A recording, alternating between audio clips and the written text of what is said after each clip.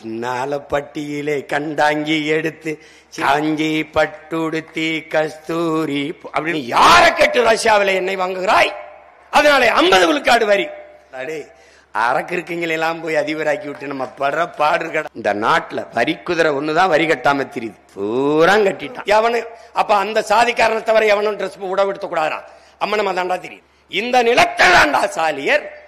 அந்த நிலத்திலே முதலியா ஒளி வாங்கிய கண்டுபிடிச்சவங்க கூட அவ்வளவு சோதிச்சிருக்க மாட்டான். ஹலோ 1 2 3 வைத்தியக்காரன் ஆடை கிழிச்சு போட்டு தெரியுவான்ல தெருவில், அது மாதிரி எல்லாம் தெரியும். இப்ப நீ 6 லட்சம் பேரு பீகார்காரனுக்கு ஓட்டுரிமை, என்னை வெள்ள வெட்டுறா, அவன் வரிசையில் இன்னும் ஓட்டு போட்டான்னா பாடுறான். கடல்ல மீன் வளத்தை பெருக்க சட்டியில மீன் குஞ்சு விட்ட அமைச்சர்களா இருக்காங்க. நம்ம வேளாண்மை செய்வது, பட்டுப்பூச்சி வளர்ப்பது, மீன் வளர்ப்பது, நெசவு செய்வது, ஆடு மாடு வளர்ப்பது, நாட்டுக்கோழி வளர்ப்பது, இது எல்லாமே உனக்கு கேவலமா இருக்குது. ஆனா சாராய கடையில சாராயம் ஊத்தி கொடுக்கறது மட்டும் கௌரவமா இருக்குது. இப்படி உழவுக்காக போராடுவது, உழவை பற்றி பேச இவர்களுக்கு என்ன தகுதி இருக்கிறது? பசிக்கு உணவு உண்கிற ஒவ்வொருவனுக்கும் உழவின் அவசியம் இருக்கிறது, உழவை பற்றி பேச தகுதி இருக்கிறது. மானத்தை மறைக்க உடை உடுத்துகிற ஒவ்வொருவனுக்கும் நெசவின் அருமை இருக்கிறது, நெசவை பற்றி பேச தகுதி இருக்கிறது. நான் பசிக்கு உணவு உண்கிறேன், என் மானத்தை மறைக்க உடை அணிகிறேன், அதற்காக உழவர் குடிக்கும் நெசவாளர் குடிக்கும் நன்றியோடு களத்திலே நின்று உரிமைக்காக போராடுகிறேன்.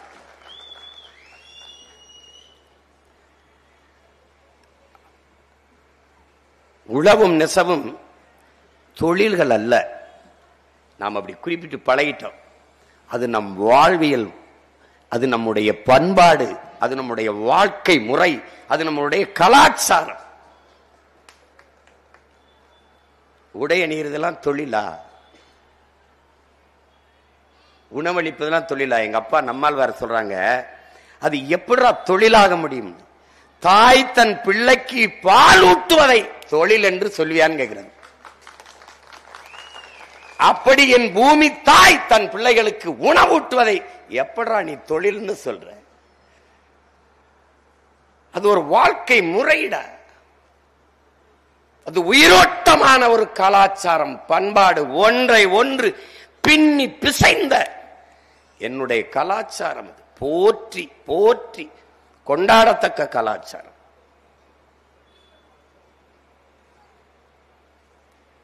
எனவே உழவனும் நெசவனும் மானுடன் அல்ல, நாம் போற்றி கொண்டாட வேண்டிய தெய்வங்கள் என்பதை அறிவார்ந்த தமிழ் சமூகத்தின் பிள்ளைகள், என்னிலும் என் இளையோர்கள் அறிந்து தெளியணும்.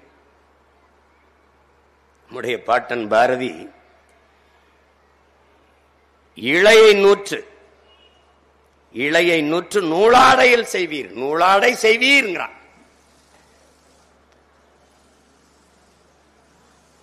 பட்டினில் ஆடை, பஞ்சில் உடை, பன்னி மலையென வீதியில் குவிப்போம்ங்கிறான். வீதியில வந்து குவிச்சிரும்டா, வீதியில குவிச்சிரும்டா.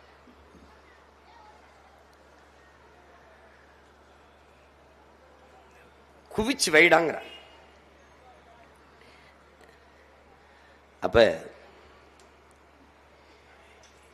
நல்லா கவனிச்சுக்கணும். இங்க இந்த ஆவணப்படத்தில் எல்லாம் சுருக்கமாக தான், ஏன்னா நீண்ட நேரம் இருந்ததை கொஞ்சம் சுருக்கி காட்டியிருக்கு.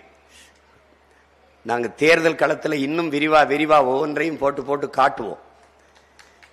நீ நம்ப மறுக்கிறீல்ல நான் எப்படி ஆட்சி செய்வேன் அப்படின்னு, இது மாதிரி போட்டு காட்டுவேன்.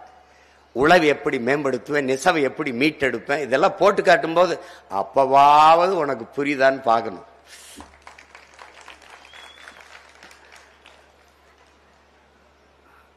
அப்ப ஆதியில் நமக்கு வந்து பருத்தி இல்லை, அப்ப இலை, அதான் அந்த இலையை நூற்றுங்கிறான் பாரு நம்ம பாரதி, நம்ம பாட்டன்.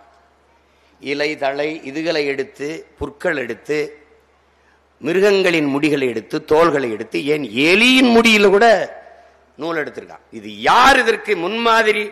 இப்படி பண்ணலான்ட்டு பனையில் இருந்து விழுகிற பன்னாடை இருக்கிற மட்டைக்கு மட்டை இடையில இருக்கிற ஒரு கருக்கு பன்னாடை இருக்கிற அதை பார்த்து நூலாடை இது இருக்கு பாருங்க, சிலந்தி பண்ற நூல், அந்த அதை பார்த்து சிலந்தியினுடைய கூட்டை பார்த்து இதுல இருந்தா அவை உந்து முன்மாதிரியா பாக்குறான். இந்த மாதிரி நம்ம செய்யக்கூடாதா, இது மாதிரி செய்யக்கூடாதா? அப்படி பார்த்து குருவிகள் கூடு கட்டுறதை பாக்குறான். தூக்கணாங்குருவி எல்லாம் பாரு எப்படி பண்ணுது பாரு. நம்ம நெசவாளர்கள் எப்படி மிதிச்சு மிதிச்சு அந்த நூலை கோர்க்கிறார்களோ அப்படிதான் அது ஒவ்வொரு இலையா கோர்த்து கோர்த்து கோர்த்து கோர்த்து தன் கூட கட்டுது. இதையெல்லாம் பார்த்து மானுடன் தன் அறிவுக்குள்ள ஏற்றி ஏன் நாம் இது போல செய்யக்கூடாதுன்னு ஆரம்பிச்சிருக்கான். அப்ப நமக்கு நெசவின் முன்னோடி யார்? பறவை. நமக்கு முன்னோடி யார்? இவன் தான் கத்து கொடுத்துருக்கான். நம்ம தான் வேளாண்மை செஞ்சோம்னு நினைக்கிறேன்.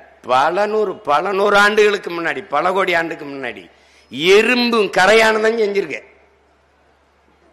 ஐயா நக்கீரன் அவர்களுடைய 6 கால் மனிதர்கள் எறும்பு, அதை படிச்சீங்கன்னா போதும். அதுல எழுதியிருக்காரு, முதலாக வேளாண்மையை கண்டுபிடிச்சது அவன் தான். அவனுக்கு இந்த காளான் ரொம்ப பிடிக்குது. அவன் என்ன பண்றான், அந்த செடி இந்த இலைகளை போய் வெட்டிட்டு வந்து அவன் கட்டியிருக்கிற வீடு இருக்குல்ல அதுக்குள்ள போட்டு மக்க வைக்கிறான். ஒரு பகுதியில் அது மக்கி மண்ணோடு மன போன காளானா முளைச்சு வரும்போது காத்திருந்து அதை விருப்ப உணவாக விருந்து போல உண்டுருக்கான். முதலா வேளாண்மை செஞ்சது எறும்பு தான்.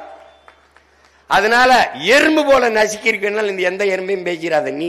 அவனுக்கு முன்னாடி ஒரு துரும்பு. உனக்கு புரியுது நினைக்கிறேன். அப்படி வந்து அப்ப முதல்ல அவன் நமக்கு மானத்தை மறைச்சுக்கணும்லாம் அவன் தோணல. அவனுக்கு அந்த தட்பவெப்பத்தை அவனால சமாளிக்க முடியல. அதற்குத்தான் ஆடை தேடி இருக்கான். அப்ப எல்லா காலத்திலையும் வெப்ப காலத்துல தோல் உடை பொருந்தல அவனுக்கு. குளிர்காலத்துக்கு அது சரியா இருக்குது, வெப்ப காலத்துக்கு பொருந்தல. அப்ப ஒவ்வொன்னா தேடி தேடி தேடி கண்டுபிடிச்சு வந்திருக்கான். அந்த மரபில் வந்தவன் தான் நம்ம.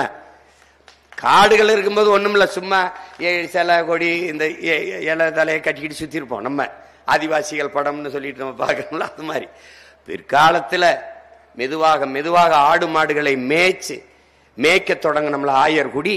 அங்கு தோலாடையை அணிந்து கீழே மருத நிலத்திற்கு வந்து வேளாண்மை செய்ய தொடங்கும் போதுதான் பருத்தி நூலாடைக்கே நம்ம வர்றோம். அங்குதான் நெசவு தொடங்குது.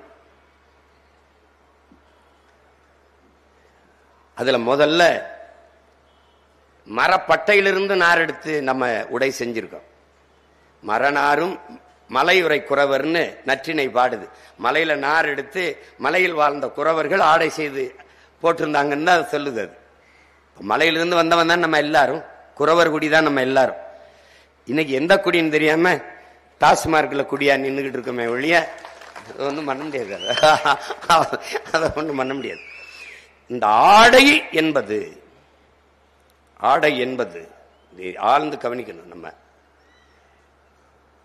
பேசி எல்லாரும் தம்பி ஆள் பாதி ஆடை பாதின்ட்டார்.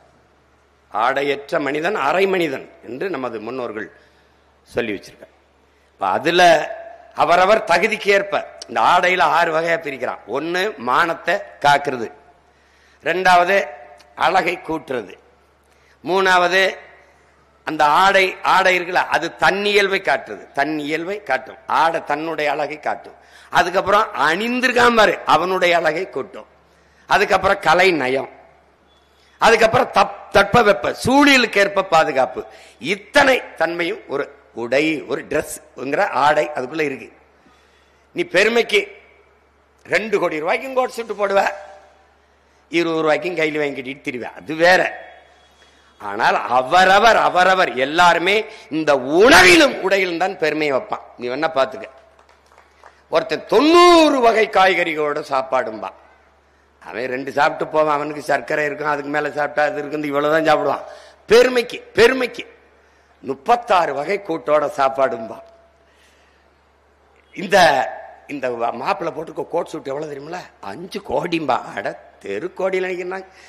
என்ன இந்த காரு சொல்லுவாங்க, இந்த காரு இதுலதான் வச்சான் பெருமையை. இந்த பொண்ணு போட்டிருக்க சேலை எவ்வளவு விலை தெரியுமில, 10 லட்சம் ஆர்டர் பண்ணி செஞ்சது அப்படிமா. பட்டெல்லாம் நெய்து கொடுத்த நெசவு குடியில் வாழ்க்கை பட்டு போச்சுங்கிறது தான் பிரச்சனை. அதுக்குதான் உங்க பிள்ளைகள் நின்று கத்துக்கிட்டு இருக்கான். அப்ப இதுல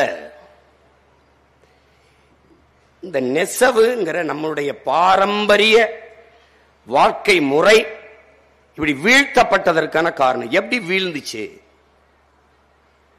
அறிவியல் தொழில்நுட்பம் வளர்ச்சி என்பது வேறு. இவங்க சொல்லுவாங்க காந்தி இப்படியே ராட்டையை வச்சு அடிச்சுட்டு இருந்தாரு, வெள்ளக்காரன் வந்து இதை கொண்டு வந்தான், பஞ்சு மில்ல கொண்டு வந்தான், அப்படி தட்டுனா படப்பட படப்படன்னு நூலா ஆக்கிருச்சு அப்படின்னு.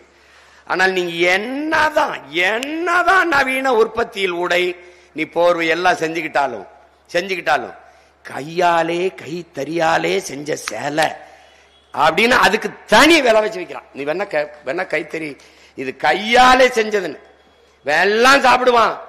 பெரிய பெரிய விடுதியில் போய் உட்கார்ந்துருப்ப, மண்பானை சமையல் சாப்பாடு 500 ரூபாய்பா, சாதாரண சாப்பாடு 350 ரூபாய். அதுல எதுல சமைச்சான், குக்கரோ அல்லது எதுலயோ சமைச்சிருப்பான். ஆனால் மண்பானை சமையல் 500 ரூபாய்பா. அந்த மண்பானை சமையலுக்கு இருக்கிற இன்னைக்கு ஒரு தேடல், ஒரு மதிப்பு. பழைய சோறு சாப்பிட்டா நீச்ச தண்ணி குடிச்சோம், நீராகாரம். பழைய சோறு நீ வெறுத்த, நீராகாரத்தை வெறுத்த உலக நாடுகள் ஹெல்தி ஃபுட் ஹெல்தி ட்ரிங்க்ஸ் வித்துக்கிட்டு எங்க உனக்கிட்ட இருந்து எடுத்துட்டு போனதுதான். நீ அதை போலவே இப்போ என்ன நடக்குது, கையாலே செஞ்சது அதுக்கு மதிப்பு அதிகம். காஃபில கருப்பட்டி காஃபி, இப்ப சாலை போய் எழுதி வச்சிருப்பான் கருப்பட்டி காப்பி கருப்பட்டி காப்பி கருப்பட்டி காப்பி போட்டிருக்கான்ல. கும்பகோணம் காப்பி, கும்பகோணத்துல ஒரு காப்பி அப்படி என்னடா அப்படி கும்பகோணத்துல காப்பி விலைதா? ஒன்னு விலையில. கும்பகோணத்துல காப்பி இது விலைதாப்பா இல்ல. அப்ப ஒரு தனி சிறப்பு வருது. எண்ணெய் கடையில மரச்செக்கெண்ணெய் கிடைக்கும்ங்கிறான். ஏன் திரும்புறான் பழமைக்கு, திரும்புகிறான் பழமைக்கு, திரும்புகிறான் நாட்டு சக்கரைக்கு, திரும்புகிறான் வெள்ளத்திற்கு, திரும்புகிறான் நாட்டு மாட்டு பாலுக்கு, திரும்புகிறான் இயற்கை உணவுக்கு, நஞ்சில்லாத ஆர்கானிக் ஃபுட் வர்றான், திரும்புகிறான், எல்லாத்துக்கும் திரும்புறான். அதுபோல என்னுடைய பாரம்பரிய கைத்தறி நெசவுக்கும் இந்த மானுடன் ஒரு நாள் திரும்புவான், விரும்புவான். இப்ப விரும்புறான். எங்க அம்மா முதல்ல நான் வரும்போது பேசிட்டு இருந்தாங்கல்ல, ஒரு கைத்தறி கையாலே செஞ்ச ஒரு புடவை வச்சு இதே மாதிரி எல்லாருக்கும் கொடுக்க போறேன்னு வந்து கொடுங்கன்னு சொன்னேன். நான் அந்த கடைகளுக்கு நானும் எங்க கையிலும் போவோம். அப்ப சொந்தக்காரங்களுக்கு உடை எடுக்க, அப்ப அந்த கடைகள்ல கையாலே செஞ்சதுமா இந்த பட்டு ரொம்ப விலை உயர்ந்ததுமான்னு சொல்லும் போது ஒரு திமிர் அப்படி நமக்கு வரும். சரிதான், அது என்ன குறைஞ்சிருச்சு. அது நாடங்களும் நிறைய வேண்டும் என்பதுதான் நம்முடைய கனவு, நம்முடைய போராட்டம். அதுக்குத்தான் இங்கே நம்முடைய நெசவாளர்கள் வாழ்க்கை மட்டும் அல்ல, உழவர் குடிகள், மீனவ குடிகள் எல்லாருடைய வாழ்க்கையும். உணவளித்தவன் பசியோடு இருக்கான், உடையளித்தவன் நிர்வாணமா நிக்கிறான், அம்மனமா இருக்கான், வாழ்க்கையை தொலைச்சிட்டு. அவனுக்கு ஒண்ணும் இல்லை. இங்கே நெசவு செஞ்ச படத்தை பத்தில மேலாடை இல்லாம தான் 2 பேர் உட்கார்ந்துருக்கான். உன் மானத்தை காத்துட்டு அவன் மேலாடை இல்லாம இருக்கான். இப்ப அவனுக்கு மேலாடை கொடுப்பதுதான் நம்மளுடைய முதன்மையான கடமை என்பதை மான தமிழ் பிள்ளைகள் புரிஞ்சுக்கணும். அது நீண்ட நெடிய ஒரு வரலாறு. நம்முடைய நெசவு எப்படி நலிந்தது, நம்முடைய உழவு எப்படி வீழ்ந்தது, இதுக்கெல்லாம் பெரிய வரலாறு. இதுல முதல்ல இன்றைக்கு இருக்கிற கைத்தறி போய் விசைத்தறி வருது. அதுவும் வீழ்வதற்கு காரணம் சகிக்க முடியாத மின்கட்டண உயர்வு. பிறகு கட்டணம் உயர்ந்தாலும் பரவாயில்லை, தொடர்ச்சியாக தர முடியாத மின் தடை, அவ்வப்போது ஏற்படுகிற மின் தடையால் உயர்கிற இடையூறுகள். பிறகு மூலப்பொருளான நூலின் விலை ஏற்றம். அதற்கு பிறகு சொத்து வரி. அது இப்ப ஒரு கட்டக 50 லட்சம் பேர் வீடு இல்லாம இருக்கான்னா அவன் வாடகைக்கு தான் ஒரு வீடை எடுத்து அதுல நெசவு தறிய போட்டு நெய்யணும் வச்சுக்கிடுவோம். ஆனால் அந்த வாடகை சொத்து வரியில் அந்த வீட்டு உரிமையாளர், கட்டட உரிமையாளர் அதுக்கான சொத்து வரியை கட்டுவது கையில் இருந்து போட்டு கட்ட மாட்டார். அந்த கட்டடத்திற்கான வாடகை உயர்த்தித்தான் கட்டுவர். அப்போ மூலப்பொருளான நூலின் விலையேற்றம், மிக அத்தியாவசியமான மின்சாரத்தின் விலையேற்றம், கட்டண உயர்வு, சொத்து வரியால் கட்டடத்தின் வாடகை உயர்வு, இதுபோக சரக்கு மற்றும் சேவை வரி. இதுல எங்க இருக்கும்? இந்த நாட்டில் வரி குதிரை ஒண்ணுதான் வரி கட்டாம தெரியுது, பூரா கட்டிட்டான், எல்லாம் கட்டிட்டான். நீ வீடெல்லாம் கட்ட முடியாது. கம்பிக்கு வரி, கல்லுக்கு வரி, செங்கலுக்கு வரி, சிமெண்ட்டுக்கு வரி, இந்த வரியை கட்டிட்டு சாவா. வீடு கட்ட முடியாது. வீடு கட்டணும்னு நினைச்சின்னு வச்சுக்க, அதெல்லாம் மறந்துரு. கற்காலத்துக்கு வா, போவோம் காட்டுக்குள்ள போய். என்ன அதுக்கு தான் மரங்களின் மாநாடு போடுறேன். எங்க ஐயா கவிக்கு அப்துல் சொன்ன மாதிரி வீட்டுக்கு ஒரு மரம் வளங்க. ஒரு காலம் வீடு இல்லைன்னா அதுக்கு கீழே வாழ்ந்துக்கலாம்னாருல. அதுதான் நடக்க போகுதுப்பா. நெசவாளர் என்றால், உழவர் என்றால் ஒரு இழிவாக பார்க்கிற போக்கு பெருங்கூட்டத்திலே ஏற்பட்டு போச்சு. என்னடா ராட்டையை போய் அடிச்சுட்டு டக்கு டக்குன்னு அடிச்சுக்கிட்டு இருக்கான் அப்படின்னு. அதனுடைய தரம் வராது. எத்தனை பால் குடித்தாலும் என் உடன் பிறந்தானே, தாயின் மாறில் இருக்கிற பாலில் இருக்கிற சத்தும் ஊட்டமும் உலகத்தில் கிடையாது. உன் தாய் பால் தான் நீ மரண நொடி வரை உன் உடலிலே நோய் எதிர்ப்பு சக்தியை கொடுக்குதுன்றான். நீ தாயின் மாறிலே எவ்வளவு ஊட்டமாக பால் குடித்திருக்கிறாயோ அவ்வளவுதான் உன் உடம்புல நோய் எதிர்ப்பு சக்தி இருக்குங்கிறான். அப்ப உழவும் நெசவும் நம்முடைய தாயின் பால் என்பதை அறிவார்ந்த தம்பி தங்கைகள் புரிஞ்சு கொள்ளணும். சும்மா அப்படி ஏதோ நெசவு சொல்லிட்டு இருக்காரு சிவானந்த் ஐயா. ராஜீவ்காந்தி அவர்கள் ஆட்சி காலத்தில் கொண்டு வந்த புதிய ஜவுளி கொள்கையில் இருந்துதான் படக்கென்று இந்த நாட்டிலே நெசவு வீழ்ச்சியுற தொடங்குகிறது. இந்த பாரம்பரிய கைத்தறி பாதிக்கப்படும் சொன்னா அதெல்லாம் பாரம்பரியம் நீண்ட நாளுக்கெல்லாம் கட்டிப்பிடிச்சு ஆள முடியாதுன்னு போயிட்டாப்ல, அறிவிச்சு விட்டு போயிட்டாப்ல.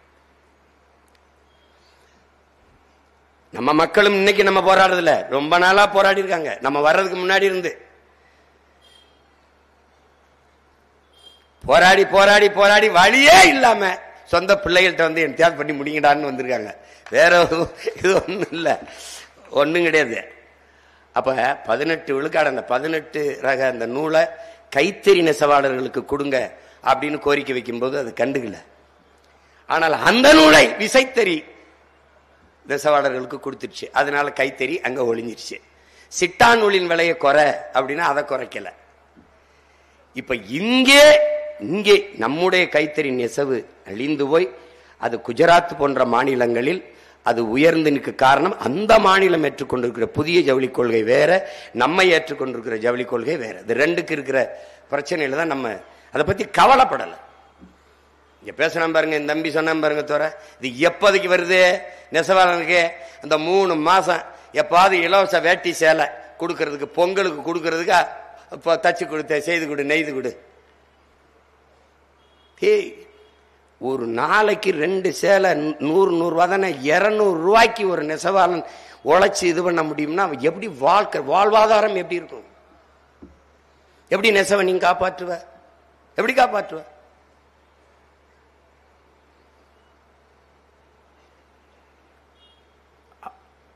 ஆயிரக்கணக்கா இருந்த 1100 ஆலைகள் வெறும் 500 ஆலைகளுக்கு மேல மூடப்பட்டுருச்சு.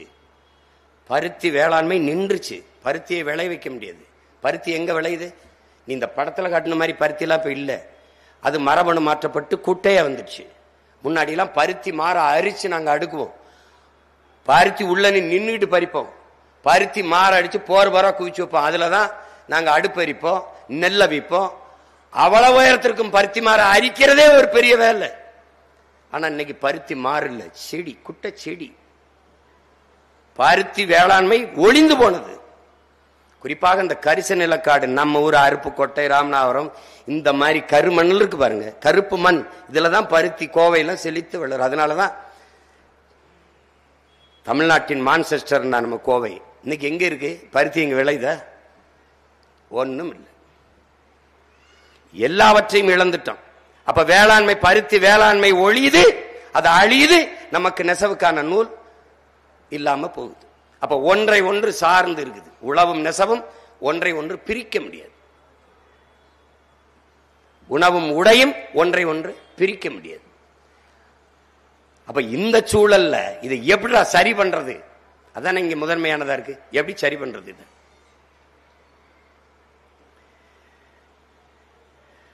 ஒரு வழிதான் நமக்கு இருக்கு. எதனால இங்க ஐயா அவங்க எல்லாம் சொல்றாங்க, இப்ப இருக்கிற பேராபத்து என்னன்னா, இந்த தலைமுறையில 60, 65 வயசு, 50, 55 வயசுல இருக்கிற நமது உறவுகள் தான் இப்ப இந்த கைத்தறி நெசவு தெரியும். ஒருவேளை நாமளே அதிகாரத்துக்கு வந்தாலும் இந்த கைத்தறி நெசவை மீட்க முடியுமான்னா ரொம்ப கடினம். ஏன்னா இப்ப நீ பாத்தீங்கன்னா, இப்ப இந்த வேளாண்மை செய்வதை விட்டு வெளியேறினால் ஒரு தலைமுறைக்கு அந்த வேளாண்மை எப்படி செய்வது என்பதை மறந்து போயிடும். நம்முடைய பாரம்பரிய நெசவு கொஞ்சம் கொஞ்சம் பேருக்கு தான் இப்ப கொஞ்சம் கொஞ்சம் தான் இருக்குது. அவர்கள் காலத்துக்குள்ளேயே அதை மீட்டூராக்கம் செய்தால்தான் இன்னொரு தலைமுறைக்கு அவர்கள் கற்று கொடுத்து விட்டு செல்ல முடியும். இல்லை என்றால் அந்த நெசவு முற்றுமுழுதாக முடிஞ்சு போயிடும். இப்ப உனக்கு போர்வை வைக்கிறவன் யாருன்ற? பல வீடுகளில் கொள்ளையடிச்சு போனவன்லாம் சொற்று வைக்க வந்தவன், போர்வை வைக்க வந்தவன். நாங்க சொல்லும்ல, இந்தி படிச்சா வேலை கிடைக்கும் மல்லைங்க. போர்வை வைக்கிறவன் சொற்று வைக்கிறவனு இந்திக்காரன் தான் வித்துக்கிட்டு இருக்கான். அங்க குஜராத், பீகார்ல இருந்து அங்கிருந்து செஞ்சு வந்த அந்த கம்பளங்களை தோல்ல வச்சுக்கிட்டு வித்துக்கிட்டு போவான். ஏன்? நாம் அதை செய்வதில்லை. அவன் உயிர் போட வச்சிருக்கான். அங்கிருந்து கொண்டு வந்து தொடர்வெளியில் கொண்டு வந்து இறக்கி வைக்கிறான்.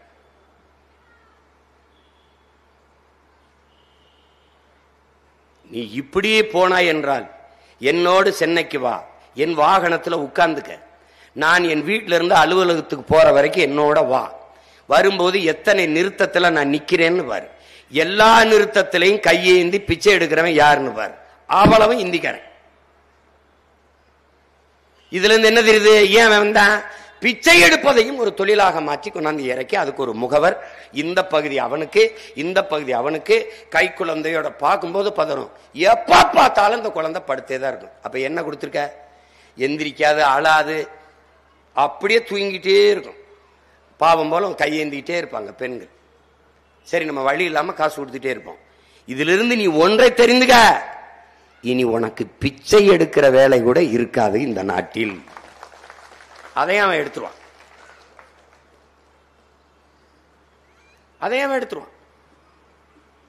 அவர்கள் கோரிக்கை ரொம்ப பெருசு ஒன்றும் இல்லை. 1200 ரூபாயா இருக்கிற அந்த 4000 ரூபாயா கொடுங்க, இந்த ஊக்கத்தொகையை கொடுங்க. 60 வயசுக்குள்ள இருந்து விசைத்தறி ஒரு கைத்தறி தொழிலாளி இறந்து போனால், நெசவாளர் இறந்துட்டா, அவனுக்கு 2 லட்சம் ரூபாய் இழப்பு. 2 லட்சம் ரூபாய் ரொம்ப ரொம்ப. கள்ளச்சாராயம் குடிச்சு செத்தவனுக்கே 10 லட்சம் கொடுக்கும் போது என்ன நான் சொல்றது? நெசவாளன் நம்ம ஆளுக அப்படி ரொம்ப. அதனாலதான் நான் கூட சொன்னேன், சாகிறது தற்கொலை பண்ணி சாகிறதுனா விஷம் குடிச்சு செத்துறாத, கள்ளச்சாராயமாவது குடிச்சிச்சா வீட்டுக்காவது ஒரு 10 லட்சம் போய் சேரும். ஒரு நெசவாளன், மானுடனின் மானம் காத்த ஒரு நெசவாளனுடைய மரணத்திற்கு ஒரு 2 லட்சம்ங்கிறது ரொம்ப கம்மி தான்.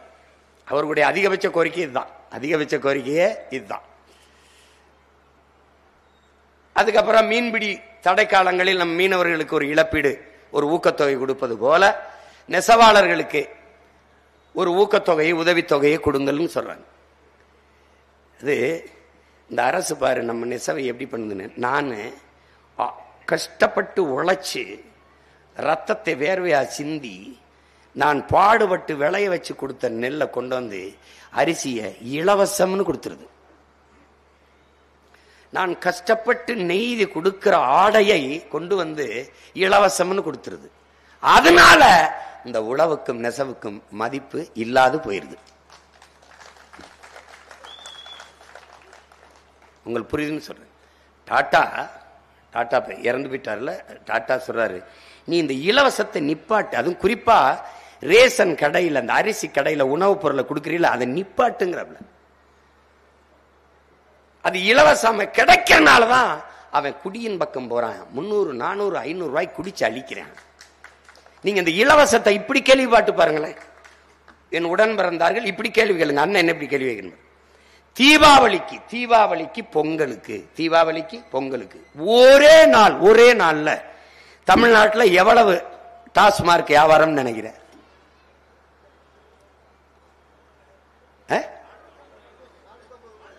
450 கோடி.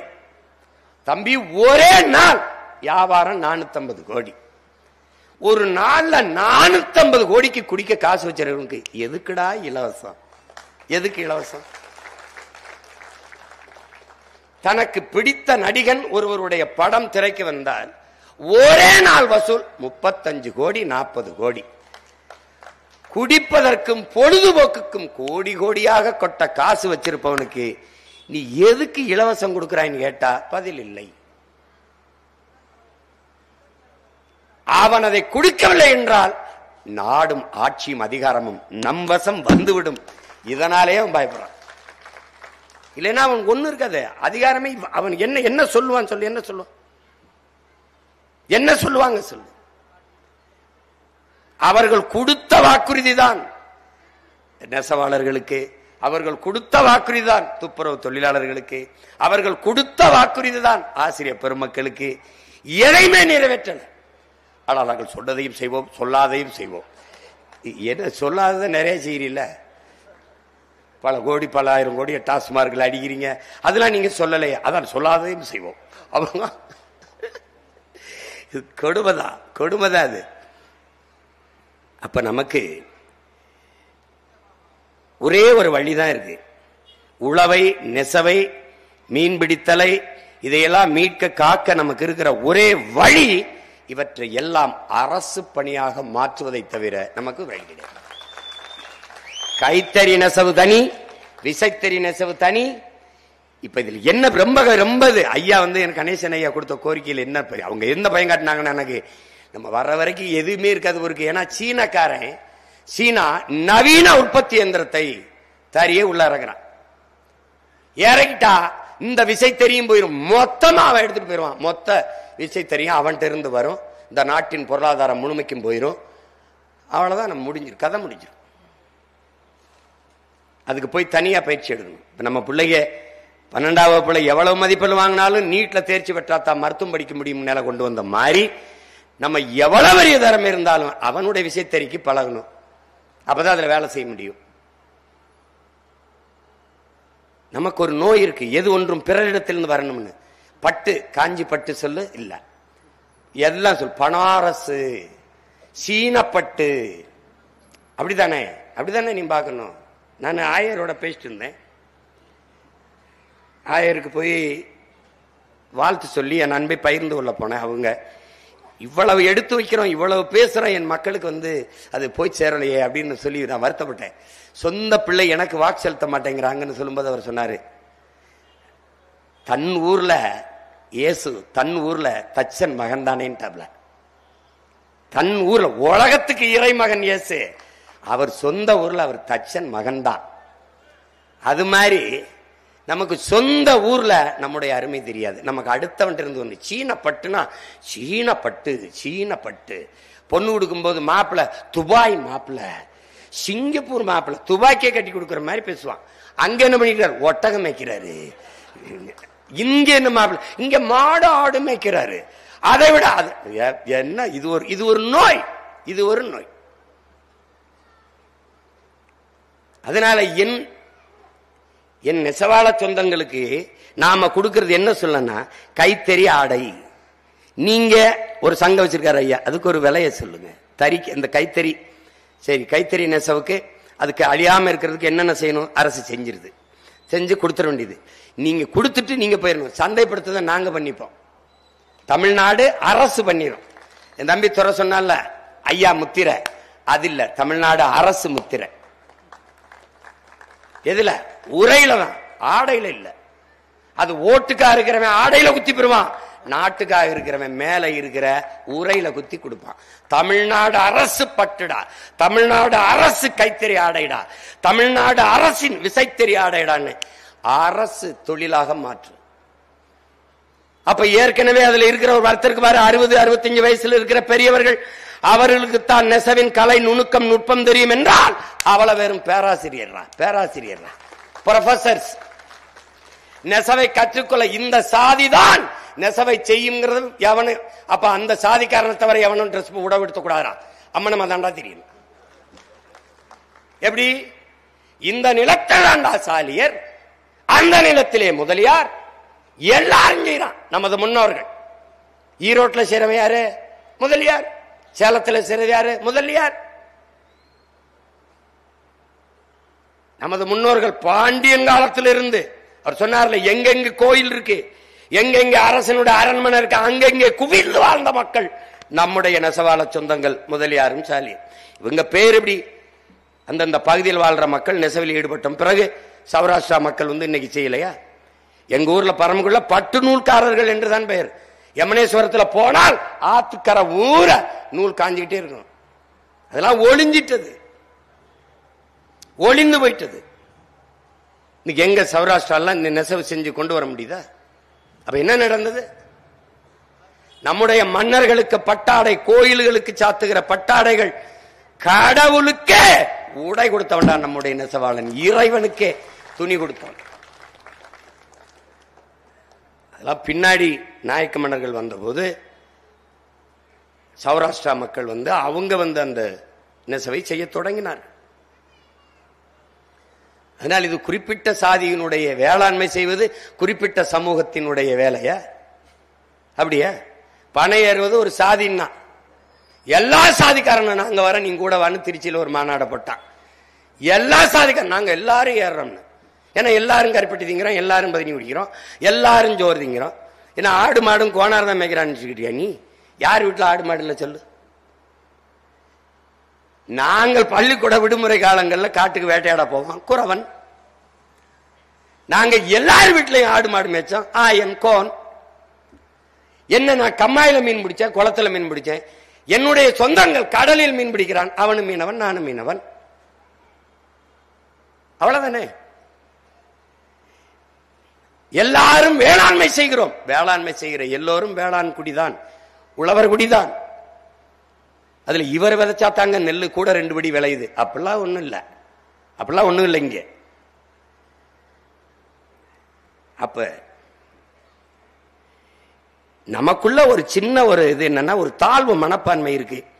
நம்முடைய நெசவு நலிந்து போனதற்கு காரணம் உரிய விலை இல்லை, நூலின் விலையற்றம். அது பல காரணங்கள் நான் உங்களுக்கு சொல்லிட்டேன். இதையெல்லாம் சரி செய்ய வேண்டும் என்றால் அதையெல்லாம் அரசு பொறுப்படுத்திக் கொண்டு அரசின் பணியாக மாற்றினால், வாழ்விடத்திலேயே பல தறிகளை வச்சு நீ பெரிய பெரிய வச்சு நீ செஞ்சு கொடுத்துட்டு போ, சின்னம்மா செஞ்சு குடிச்சிட்டு போ, தங்கச்சி செஞ்சு குடிச்சிட்டு போங்க ஐயா, இந்த பிள்ளைக்கு சரியா வரல பயிற்சி கொடுங்க ஐயா, சம்பளம் சம்பளம் சம்பளம் மாதம். ஒரு காலம் நமது அரசு வரும்போது போடுற கைத்தறி நெசவு கண்காட்சின்னு ஒண்ணு போடுறேன் பாரா, உலகம் முழுமைக்கு வார வச்சு அள்ளி குவிக்கிற பண்ற. நீ என்ன இவனுக்கு பொருளாதாரம் எங்க இருக்குன்னு தெரியுமாடா? சாராய கடை விட்டு நான் வருவானடாவே, சாராய கடையை வச்சு ஒரு கிலோ தக்காளி 200 ரூபாய். ஏ தக்காளி 200 200 200. வெங்காயம், ஐயோ வெங்காய விலை ஏறிச்சுன்னு வெங்காயத்தை கூட விளை வைக்க முடியல இவ்வளவு பெரிய நாட்டால. இப்ப தெரியுது அந்த நாட்டை யார் ஆள்றான்னு? நீ ஐயா நரேந்திர மோடி நினைச்சுக்கிட்டு இருந்த. ஐயா ட்ரம்ப்டா, ட்ரம்ப்.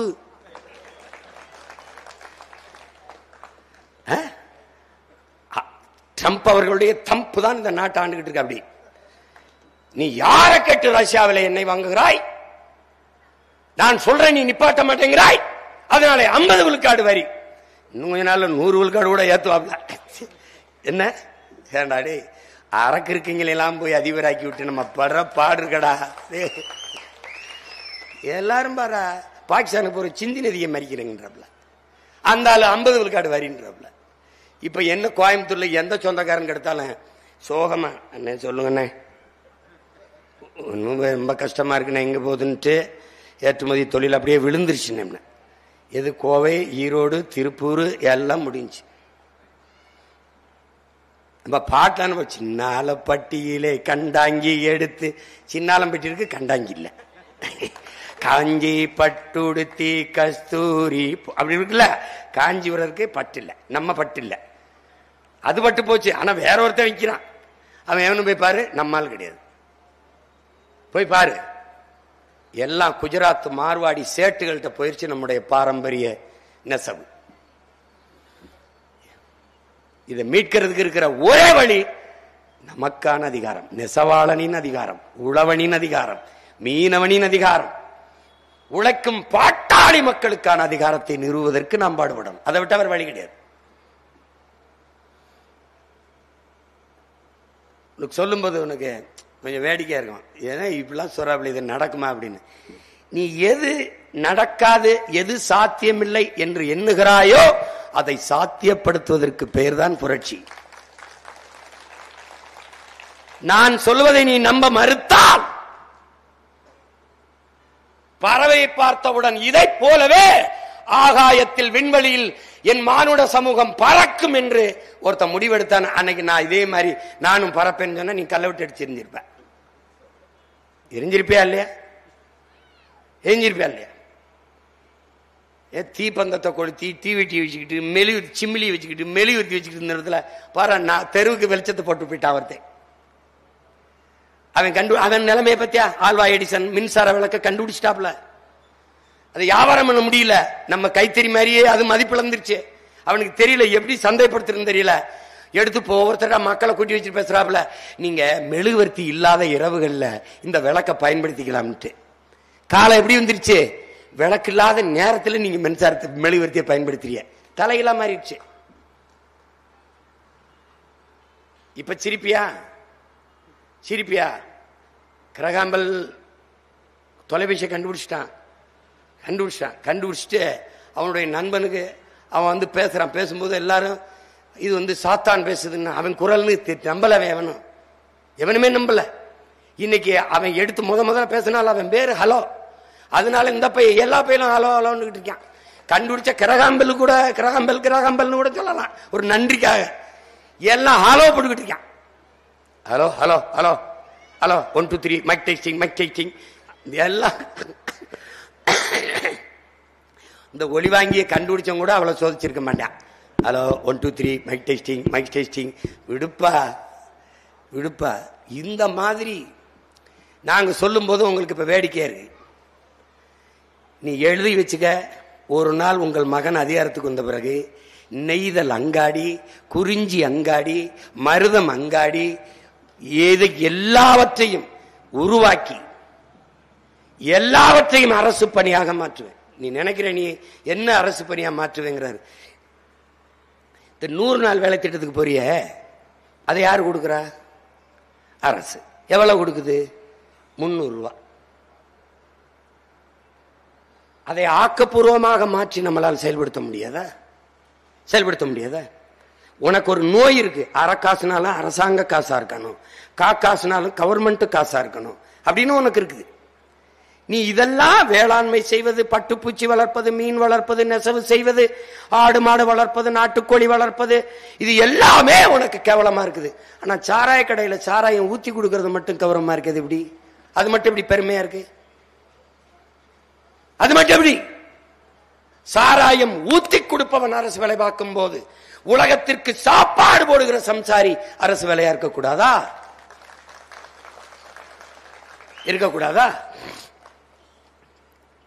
கூட்டுறவு சொசைட்டின்னு வச்சுக்கிறேன். கூட்டுறவு, அதுக்கு ஒரு அமைச்சர் வேற இருக்காப்ல. அந்த கூட்டுறவு வங்கியில கூட்டுறவு சொசைட்டியில வேலை பார்க்கிறவன் அரசு வேலை. அந்த கூட்டுறவுக்கு ஆடையை நெய்து கொண்டு கொடுக்கிறவன் அரசு பணியாளராக இருக்கக்கூடாதா?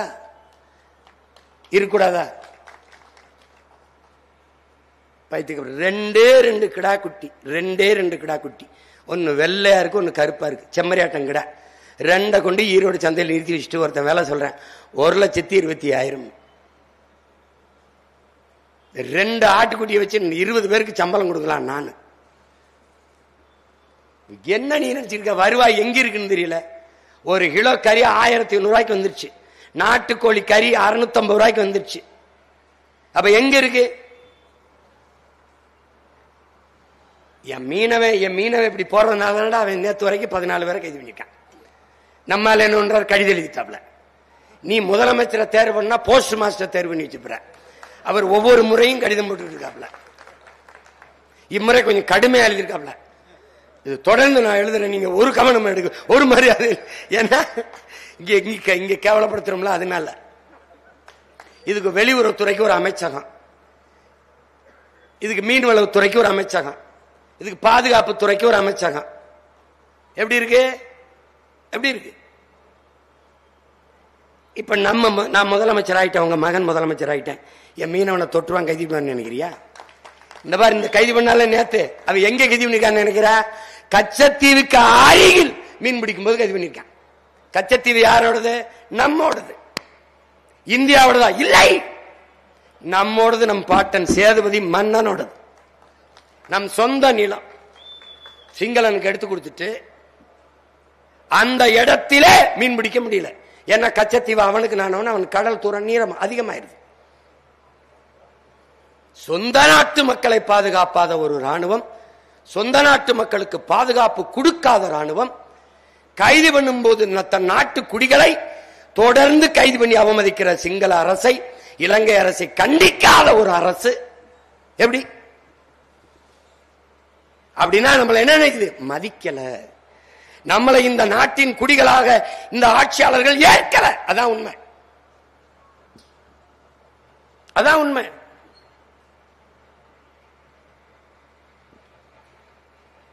அப்பதுக்கு நீ நெசவுத்துறையில மட்டும்தான் உனக்கு பிரச்சனை நினைக்காத, எல்லாவற்றிலும் சிக்கல். தினந்தோறும் வீதியில் வந்து போராடுகிறார்கள் நமது மக்கள்.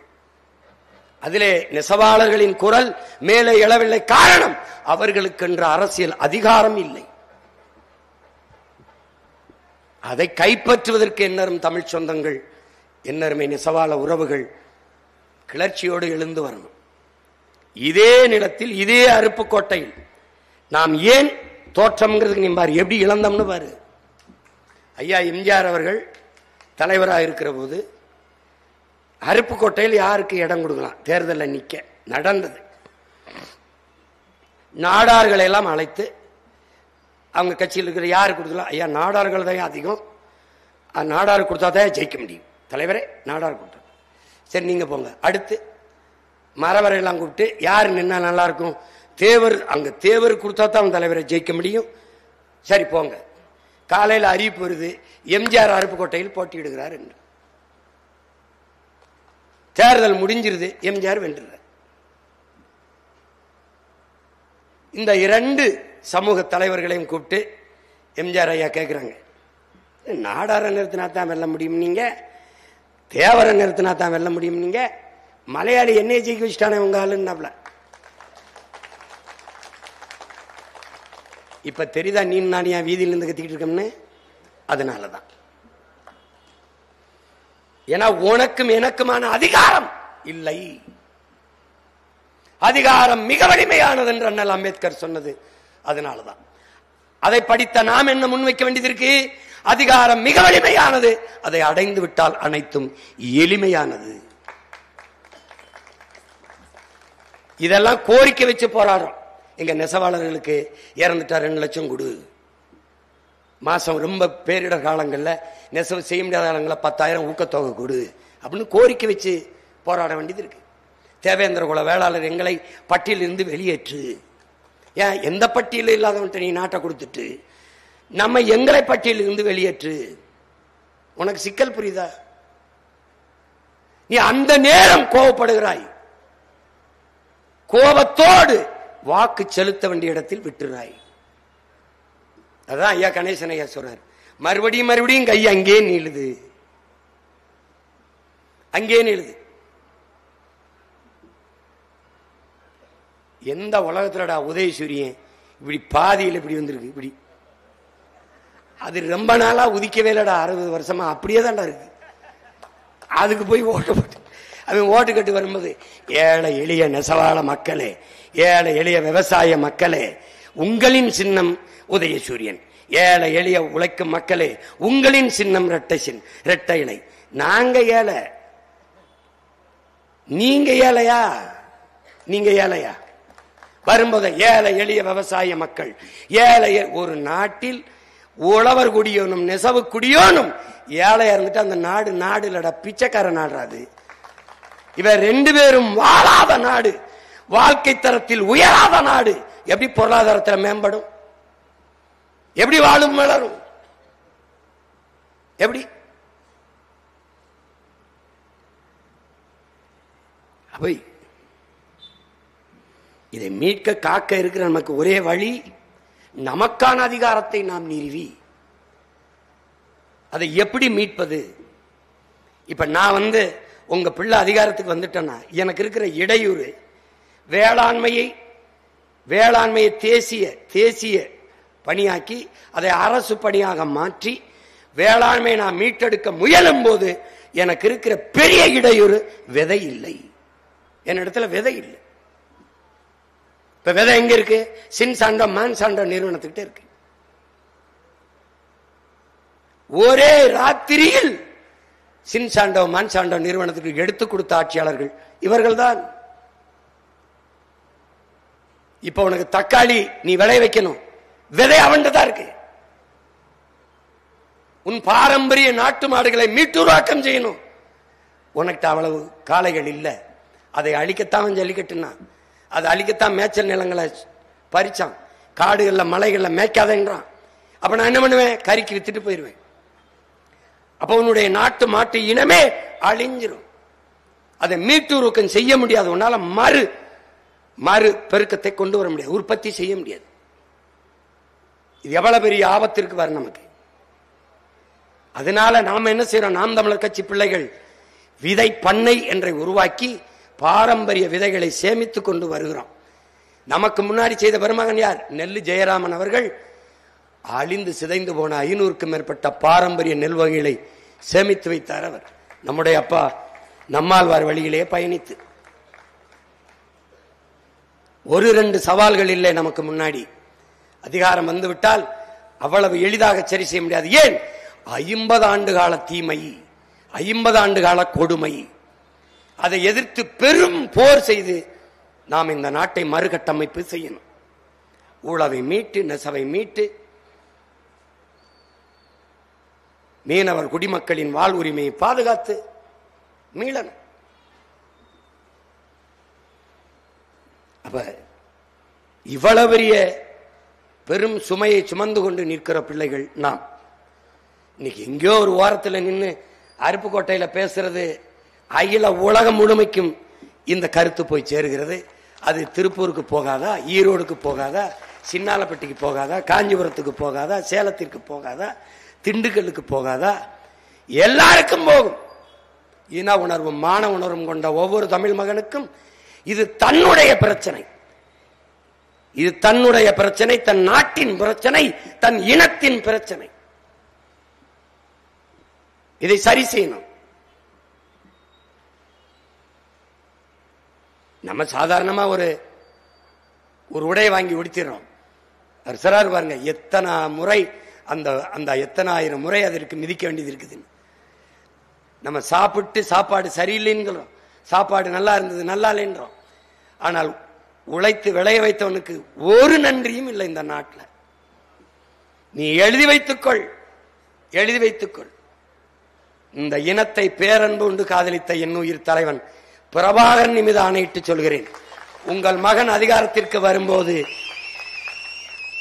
மருத்துவர்கள் போற்றப்படுகிறார்களோ இல்லையோ, நீதிபதிகள் போற்றப்படுகிறார்களோ இல்லையோ, மாவட்ட ஆட்சி பணியாளர்கள் போற்றப்படுகிறார்களோ இல்லையோ, இந்த நாட்டிலே போற்றப்படுகிற தெய்வங்களாக உழவர் குடியோனும் நெசவர் குடி மக்களும் இருப்பார்கள். இது உறுதி. உழுதுண்டு வாழ்வாரே வாழ்வார், மற்றெல்லாம் தொழுதுண்டு பின் செல்பவர்ன்ட்டான். இருந்தோம்பி இல்வாழ்வதெல்லாம் விருந்தோம்பி வேளாண்மை செய்தல் பொருட்டுன்ட்டான். உழுவார் உலகிற்கு ஆணி, அட்டாற்றாது எழுவாரை எல்லாம் பொறுத்துன்ட்டான். உழுவார் உலகிற்கு ஆணி எப்படி சராம் பாருங்க. உழவினார் கைமடங்கின் இல்லை, விளைவதும் விட்டேம் என்பார்க்கும் நிலைன்றான். அந்த உழவர் குடியும் நெசவுக்குடியும் போற்றப்படுகிற சமூகம்தான் பண்பாடு கொண்ட சமூக மேம்பாடு பெற்ற நாகரிகம் பெற்ற சமூகமாக வாழும். உணவு இல்லைனால் பசி கொலை கொள்ள, நெசமா இல்லைன்னா உடை இல்ல, மான மரியாதை இழந்து திரிய வேண்டியதான், திரிய வேண்டியதான். பைத்தியக்காரன் ஆடையை கிழிச்சு போட்டு திரிவான்ல தெருவில், அது மாதிரி எல்லாம் தெரிய வேண்டியதான். அப்புறம் மறுபடியும் வேப்பங்களை ஒடிச்சு இடுப்புல கட்டிக்கிட்டு திரிய வேண்டியதான், புள்ள எடுத்து கட்டிக்கிட்டு திரிய வேண்டியதுதான். அதனால பெரிய வேலையெல்லாம் உங்களுக்கு உங்க பிள்ளை கொடுக்கல, பெரிய வேலையெல்லாம் உங்களுக்கு கொடுக்கல. ஒரே ஒரு ஓட்டு, ஒரே ஒரு ஓட்டு, ஒரே ஒரு ஓட்டு. அத விவசாய சின்னத்தை பார்த்து போட்டு நாட்டை எங்க கிட்ட கொடுத்துட்டு நீங்க நிம்மதியா வீட்டுல படுங்க, எல்லாம் சிறப்பா நடக்கும். அந்த பிள்ளைய கற்பழிச்சு விட்டான், அங்க தாலி எடுத்து விட்டான், அங்க திருடி விட்டான். இந்த செய்தி இருந்ததுன்னா நாங்க காலையில கையெழுத்து போட்டு பதவி விலை எல்லாம் போயிடும். நீயே கப்பில ஏய் என்னப்பா நீ இவ்வளவு பேசின இப்படி நடக்குதாப்பா அப்படின்னு எங்க செஞ்சிட சொல்லு பாப்போம், சொல்லு பாப்போம், சொல்லு பாப்போம். இப்ப நீ 6 லட்சம் பேரு பீகார்காரனுக்கு ஓட்டு உரிமை கொடுக்குறேன், என்னை வெள்ள வெட்டுறா, அவன் வரிசையில் இன்னும் ஓட்டு போட்டான்னா பாடுறான், போட்டுருவா நீ, போட்டுருவா போட்டுருவா நீ, போட்டுருவான். வந்த வழியை பெட்டியை சீட்டி கிளம்பிடுவான். நீ என்ன இங்க பாரு, நான் பதவியேற்ற நாற்காலியில் உட்கார வேணாம் என்புடன் பிறந்தவனே, பேரன்பு மிக்க பெற்றவர்களே, வாக்கு எண்ணி வென்றுட்டான் வென்றுட்டான் வந்துட்டான் கிளம்பிடுவான். நீ முன்னணி முன்னணின்னு மட்டும் சொல்லு, எங்க போய் நிக்கிறான்னு தெரியாது. நான் சொல்றது உனக்கு சிரிப்பா இருக்குல்ல, வேடிக்கையா இருக்கு, ஆனாலும் உனக்கு என்னை விட்டா நாதி கிடையாது. நீங்க பாரு, மாட்டை நாங்க கருதறுத்துட்டு நிலத்துல மேய விடுவோம், முளைக்குச்சிய நடு வயல்ல அடிச்சிருவோம். அவர் வயலங்க மேஞ்சிட்டு முளைக்குச்சி எங்க இருக்கும் அங்க வந்து படுத்துருவாரு. இப்ப இந்த இன மக்களுக்கு இருக்கிற ஒரே முளைக்குச்சி உன் மயன்தான். இங்கே நிப்பேன், நீ அங்க ரெட்டலைக்கு போட்டு, உதயசூரனுக்கு போட்டு, தாமரைக்கு போட்டு, கைக்கு போட்டு, கடைசியா வந்து எப்பா அப்படின்னு முளைக்குச்சி இருக்கிற இடத்துல விவசாயத்துக்கு போட்டுருவேன். விவசாயிக்கே போட்டு வழியே கிடையாது, நீ உனக்கு வழியே கிடையாது. உனக்கு யார் இருக்கா சொல்லு? உன் இனத்தை அவமதித்து ஒரு படத்தை எடுத்து உன் நாட்டிலே ஓட்டி காசு எடுத்துட்டு போயிட முடியும் நினைச்சு கிங்டம்னு ஒரு படத்தை எடுத்து வெளியிட்டு பல முறை இந்த மாதிரி வர படங்களுக்கு நாங்கள் மட்டுமே சண்டை போட்டு நீட்டிருக்கோம். இப்ப நான் தொடர்ச்சியா தேவேந்திர சொந்தங்களை பட்டியலிருந்து வெளியேற்ற சொல்லி மாடு மேய்க்கிற போராட்டம், நெசவு போராட்டம், இப்படி தொடர்ச்சியா களத்துல நின்னுட்டதுனால அவன் பாரு ஒரு இடத்துல எடுக்கிறான், ஒரு இடத்துல ஓட்டுறான். அப்ப என்ன துணிவு கேட்க நாதி இல்ல உனக்கு? உன் இனத்தின் வரலாற்றை அவன் தவறாக பதிவு செய்து காசு பண்ணிட முடியும்னு எப்படி துணிவு வருது? எப்படி துணிவு வருது? தமிழர்கள் தங்கம் கடத்துகிறார்கள், தமிழர்கள் போதைப் பொருள் கடத்துகிறார்கள் எடுக்கிற நீ, அந்த தமிழர்களை ஈழத்தமிழர்களை அடிமைப்படுத்தி வச்சிருக்காருன்னு வரலாற்றை மாற்றி எடுக்கிற நீ, உண்மையான வரலாற்றை எடுக்க முடியுமா? அப்ப சிங்கள தமிழர்களை கொடுமைப்படுத்தல, சிங்களம் தமிழர்களை அடிமைப்படுத்தல, அதை சொல்ல உனக்கு துணிவில்லை. துணிவில்லை. இதை ஏண்டா செய்யறான்னு கேட்க தமிழனுக்கு நாதி இல்ல. ஒரே நாள்ல 5 லட்சத்திற்கும் மேற்பட்ட மக்களை லால்பூர் சிரிமாவோ பண்டார நாயக்க ஒப்பந்தத்திலே ஒரே ராத்திரியில் குடியேற்றவர்களாக்கி நாடற்றவர்களாக்கி இந்த ஊர்ல இறக்கி விட்டு போன நாடா இந்தியா. அதை எடுப்பியா? விமர்சிச்சு எடுப்பியா? இங்க வந்து இறக்கி விட்டானு, குடியிருக்க வீடு கொடுத்தானா, பிழைக்க பொழப்பு கொடுத்தானா, அது எங்க இருக்கான்னு சொல்றா எவனே? அது சொல்ல பாப்போம். மலையகத்தில் வாழ்கிற மக்கள், இந்திய மக்கள், இந்த நாட்டு மக்கள், தமிழ்நாட்டு மக்கள், என் சொந்த பந்தங்களை வெள்ளக்காரன் தேயிலை தோட்டத்தில் வேலை செய்ய கூட்டிட்டு போனான் கூலியா. கண்டி நுவரெலியால வாழ்ற பகுதிகள் வாழ்கிற மக்கள் இந்த மண்ணின் குடிகள், ஈழத்தில் வாழ்கிற மக்கள் அந்த மண்ணின் பூர்வீக குடிகள். என் இனத்தை நான் அடிமைப்படுத்தின, என் இனத்தை நான் கொடுமைப்படுத்தின, நீ வரலாற்றை பதிவு பண்ணி வைக்கிற? எப்படி பதிவு பண்ற?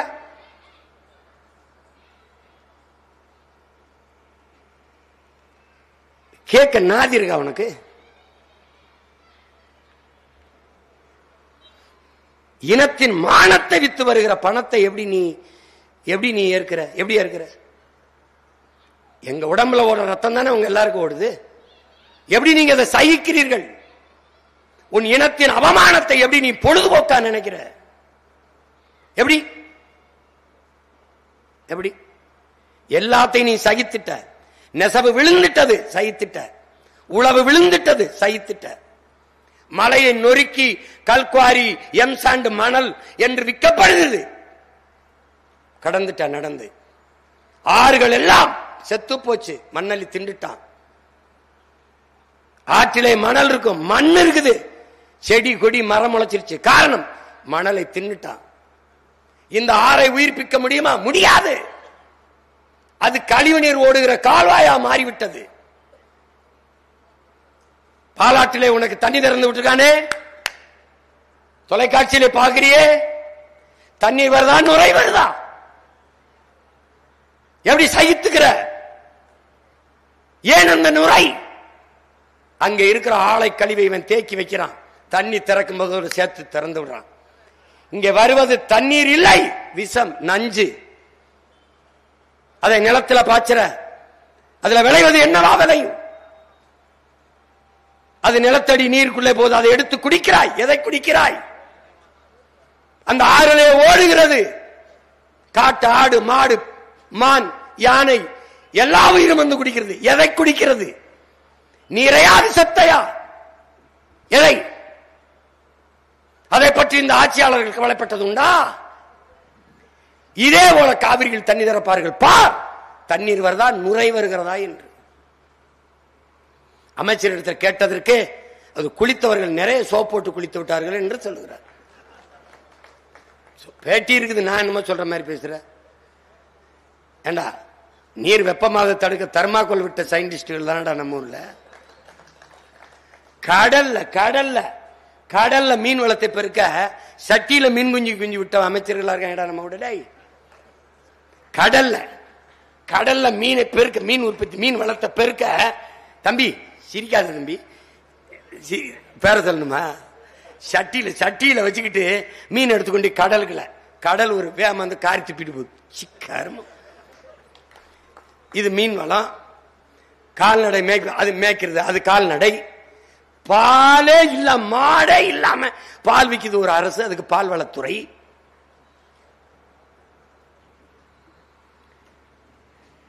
அப்பா, என் பங்காளி வடிவேல் சொல்ற மாதிரி இப்பவே கண்ணை கட்டுதே அப்படிங்கிற மாதிரி.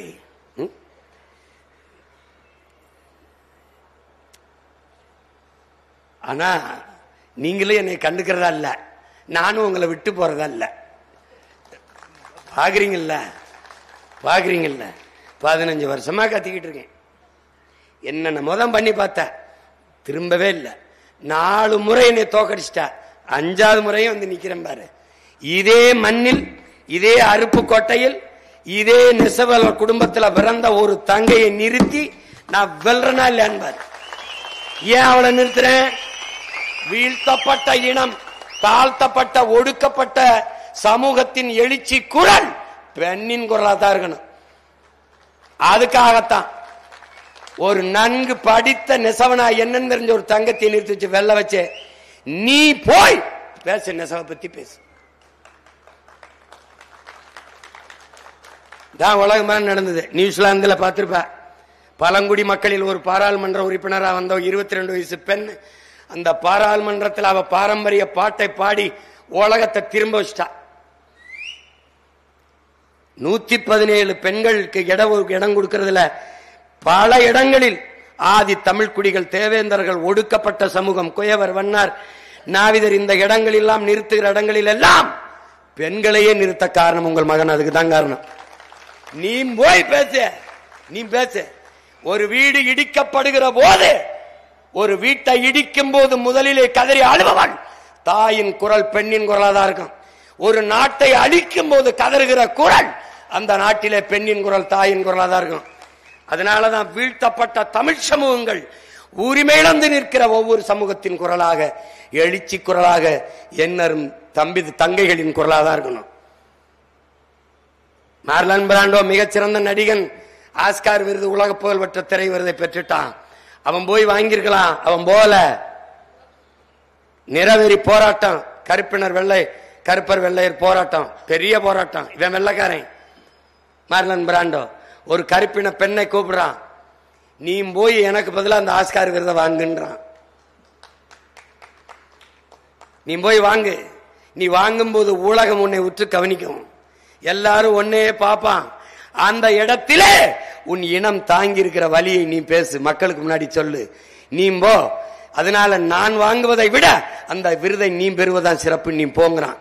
அதே மார்லன் பிராண்டோ ஏன் ஒரு கருப்பின தம்பியை ஒரு பையனை, ஒரு ஆண்மகனை ஏன் தேர்வு செய்யல? அவனுக்கு தெரியும் அந்த இடத்திலே ஒரு பெண்ணின் குரல் இருந்தால்தான் உலக சமூகம் திரும்பி பார்க்கும் எழுச்சி வரும் என்று.